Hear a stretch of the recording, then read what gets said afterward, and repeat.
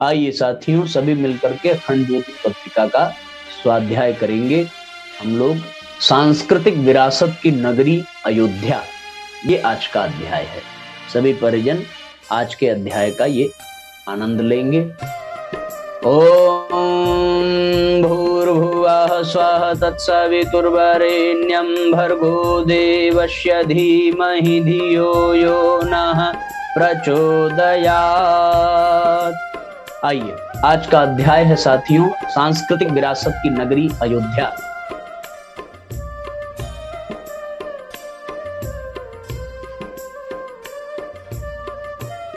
अयोध्या सांस्कृतिक विरासत की नगरी, यही राम राज्य की परिकल्पना का केंद्र थी। यहीं से सांस्कृतिक मूल्यों की प्रतिष्ठा हुई। यहाँ पर मर्यादा पुरुषोत्तम भगवान राम का दिव्य मंदिर प्रतिष्ठित था।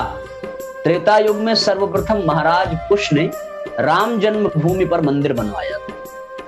कहा जाता है कि भगवान श्री राम की सरयू नदी में तिरोहित होते ही सरयू नदी में भयानक बाढ़ आई, जिसमें अयोध्या का संपूर्ण वैभव नष्ट हो गया। भगवान श्री राम ने अपने जीवन काल में ही अपने राज्य को चारों भाइयों के पुत्रों के मध्य विभाजित कर दिया था। अपने बड़े पुत्र कुश को कुशावती क्षेत्र, जो अयोध्या से दक्षिण विंध्याचल के आसपास का क्षेत्र है, राज्य बनाने के लिए दिया था। उन्होंने अपने दूसरे पुत्र लव को अयोध्या से उत्तर श्रावस्ती क्षेत्र, जिसे शरावती कहा जाता था, दिया था। यह मध्य क्षेत्र था। भरत के पुत्रों में से तक्ष को तक्षशिला और पुष्कल को पुष्कलावती पश्चिम का क्षेत्र दिया था। लक्ष्मण पुत्र चंद्रकेतु को मल्ल देश और अंगद को कारुपथ मध्य पूर्व क्षेत्र सौंपा था। शत्रुघ्न के पुत्र सुबाहु और शत्रुघाती को क्रमशः मथुरा और विदिशा का क्षेत्र दिया था। अपने परिवार के अलावा बाली पुत्र अंगद को किष्किंधा के साथ दक्षिणा पथ दिया था तथा विभीषण को लंका का राज्य प्रदान किया था। राम के बाद अयोध्या नगरी वीरान हो गई थी। कुश, जिनको कौशल का राज्य मिला था, उन्होंने कुशावती क्षेत्र में कौशाम्बी को अपनी राजधानी बनाया, मगर कुछ दिनों बाद उन्होंने फिर से अयोध्या को अपनी राजधानी बनाया और राम जन्मभूमि पर सर्वप्रथम भगवान राम का मंदिर बनाया। उन्होंने श्री राम की कीर्ति को चिर अस्थायी बनाने के लिए उनके जन्म स्थान पर एक भव्य मंदिर का निर्माण कराया। लोमश रामायण के अनुसार यह मंदिर कसौटी पत्थर के 84 खंभों पर बना हुआ था। महाराज कुश के द्वारा श्री राम जन्मभूमि पर निर्मित मंदिर बना रहा, पूज्य रहा, श्रद्धा का स्थान रहा। अयोध्या में सूर्यवंशी अनेक नरेशों की पीढ़ियां बीतती गई। एक के बाद एक राजा अयोध्या में राज्य करते रहे, पर मंदिर यथावत बना रहा, पूज्य रहा। द्वापर युग में, महाभारत काल में और उसके बाद कलयुग में ईसा पूर्व 6ठी शताब्दी के बाद तक, गौतम बुद्ध के काल तक यह मंदिर बना रहा। उसके प्रति आस्था एवं विश्वास में कोई कमी नहीं। ईसा पूर्व 2री शताब्दी तक यह मंदिर यथावत बना रहा। इतिहास से ज्ञात होता है कि सबसे पहले ईसा से 150 वर्ष पूर्व यूनानी कुषाण राजा मिनेंडर ने इस राम मंदिर पर आक्रमण करके इसको ध्वस्त किया। मिनेंडर ने इस मंदिर पर आक्रमण करने के पूर्व बौद्ध धर्म को स्वीकार करके अपना नाम मिलिंद रख लिया था, ताकि उसको मंदिर को नष्ट करने में जन समर्थन प्राप्त हो सके। उस समय बौद्ध धर्म का प्रभाव था, उसका वैष्णव धर्म से विरोध था। बौद्ध धर्मी हिंदू धर्म का कड़ा विरोध करते थे, उनकी पूजा पाठ के विरुद्ध थे, उनके मंदिर और मूर्तियों का घोर विरोध करते थे। राम जन्मभूमि पर महाराजा कुश द्वारा निर्मित मंदिर को सर्वप्रथम राजा मिनेंडर ने गिराकर अपनी शक्ति प्रदर्शित की। यद्यपि हिंदुओं द्वारा उसका प्रबल विरोध किया गया, किंतु राजा मिनेंडर की सेना की संख्या, शक्ति और कौशल के समक्ष वे टिक न सके। 3 माह के अंदर शुंग वंश के राजा द्युमत सेन ने उसकी राजधानी कौशाम्बी पर कब्जा कर लिया और मिनेंडर को मार डाला। राजा द्युमत सेन ने मंदिर का पुनर्निर्माण किया। लगभग 100 वर्ष तक यह मंदिर बना रहा। महाराजा विक्रमादित्य ने ईसा पूर्व 1ली शताब्दी में दूसरी बार राम जन्मभूमि पर मंदिर का भव्य निर्माण कराया। मान्यता है कि आज से 2100 वर्ष पूर्व महाराजा विक्रमादित्य भारत भ्रमण करते समय अयोध्या पहुंचे, जहां उनको वीरान और उजड़ी हुई अयोध्या मिली। परंतु सरयू नदी निर्बाध रूप से प्रवाहित थी। उसका प्रवाह मंद मंद गति से पूर्ववत प्रवाहित था। उसका जल पवित्रतम बना हुआ था। सभी उसमें स्नान करके अपने को धन्य समझते थे। तब राजा विक्रमादित्य ने वहां पर मंदिर बनवाया था। राजा विक्रमादित्य द्वारा राम जन्मभूमि पर मंदिर बनाने के संबंध में कई रोचक कथाएं प्रचलित हैं। राजा बृहदबल की महाभारत में मृत्यु हो जाने के बाद अयोध्या वैभवहीन हो गई। ईसा के जन्म से लगभग 100 वर्ष पूर्व उज्जैन के राजा विक्रमादित्य उसकी खोज करते हुए यहाँ आए। उन्होंने यहाँ पर रामगढ़ का किला बनाया और जंगलों को साफ करके राम, सीता, लक्ष्मण और हनुमान जी की स्मृतियों से संबंधित स्थलों पर 360 मंदिरों का निर्माण करते हैं। यद्यपि इसका उल्लेख किसी संस्कृत ग्रंथ में नहीं मिलता, परंतु जन सामान्य में यह मौखिक परंपरा बहुत पुरानी रही है।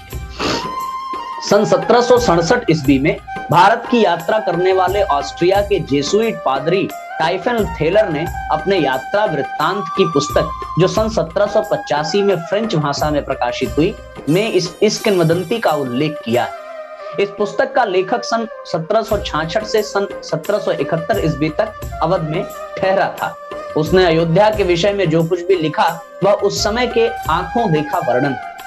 टाइफन थेलर के अतिरिक्त मॉन्टगोमरी मार्टिन ने भी सन 1838 में इसका उल्लेख किया है, जो एक ब्रिटिश सर्वेक्षक था। उसकी रिपोर्ट सन 1838 ईस्वी में प्रकाशित हुई। मार्टिन के अतिरिक्त कनिंघम और कार्नेगी ने भी इस घटना का उल्लेख किया। इस कथा का हिंदी ग्रंथों में अधिक विस्तार से वर्णन मिलता है।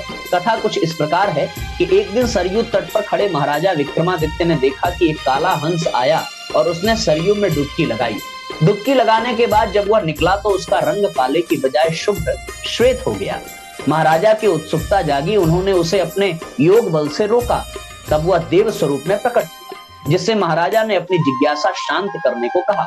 तब उसने बताया कि वह तीर्थराज प्रयाग, जिसमें प्रत्येक वर्ष हजारों लाखों लोग स्नान करके अपने पाप छोड़ जाते हैं, जिससे वह काला हो जाता है। इस पाप से मुक्ति पाने के लिए वह प्रत्येक वर्ष पावन अवधपुरी में आकर भगवान श्री राम के चरणों में समर्पित होकर सरयू जी में स्नान करके अपनी कालिमा को समाप्त कर लेता है। जन्मभूमि स्थान जानने की जिज्ञासा जताने पर तीर्थराज प्रयाग ने उन्हें बताया कि अगले दिन एक बुढ़िया वहां पर आएगी। वह सभी स्थानों के साथ राम जन्मभूमि स्थान भी बताएगी। वास्तव में दूसरे दिन वहां एक वृद्धा आई। उसने जन्मभूमि से लेकर स्वर्गारोहण स्थल तक सभी स्थान उनको बताए, जिनको महाराज विक्रमादित्य ने चिन्हित करके मंदिर बनवाए। इसी तरह एक कथा गाय बछड़े की भी प्रचलित है। तीर्थराज प्रयाग ने महाराजा विक्रमादित्य को बताया कि एक गाय बछड़ा घूमते हुए मिलेंगे और उनका पीछा करके देखते रहो। जिस स्थान पर गाय के थनों से दूध टपकने लगे वही राम जन्मभूमि स्थान है।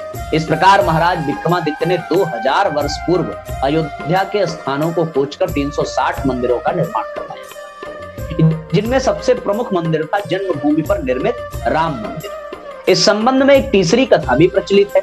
कहते हैं महाराजा विक्रमादित्य एक दिन प्रातः काल रामनवमी के दिन सरयू किनारे किनारे भ्रमण कर रहे थे।